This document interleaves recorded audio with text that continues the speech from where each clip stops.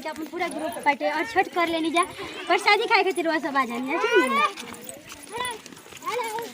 ना देखो अब यहाँ पे जाएंगे ना मूड बनेगा तो तुरंत डीजे मंगा देंगे। देखा वही समय सोचल जाए भूखम की ना लेकिन सीजवा चले के बाद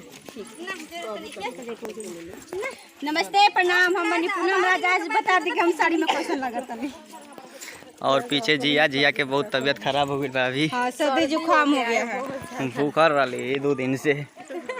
आप लोगों को पता ही है कि छठ का व्रत रखने में कितना हमू बड़ा पागल बने। हाँ ये दाई निकल बा हाँ हाँ कैसे निकल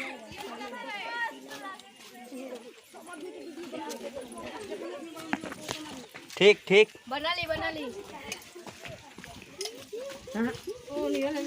छठ का क्या दिन जा हाफ दिन बनी जैसा नहीं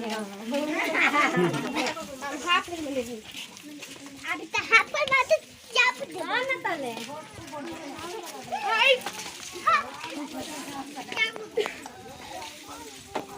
अब तो चाय पिए जाओ। हाय मुस्कान छठ हो गई।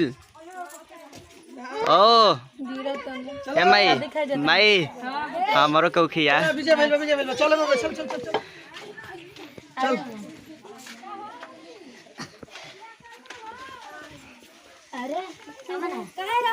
रख कि अब का कहाँ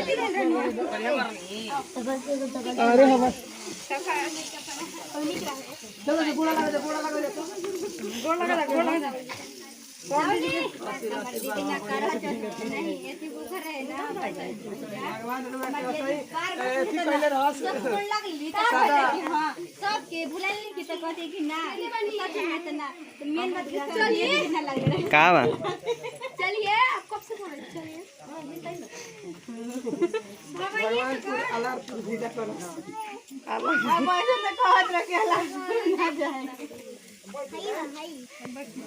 कारा के जय ईदल के कारा के जय हरियाणा हवे रे बाटोहिया ईदल छठी माई के जा ईदल छठी माई के जा।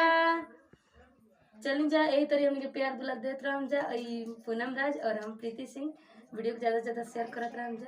By by.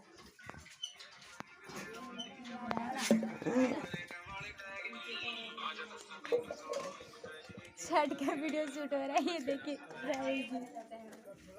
लाइव भाई लगा था कि फिर चालू भाई करला मिलामी के करला मिलामी के करा पिया परदेसिया ये देखिए गाइस बहुत अच्छा गाना गाते हैं बहुत अच्छा उदास उनकर मनावा उदास ये देखिए आज की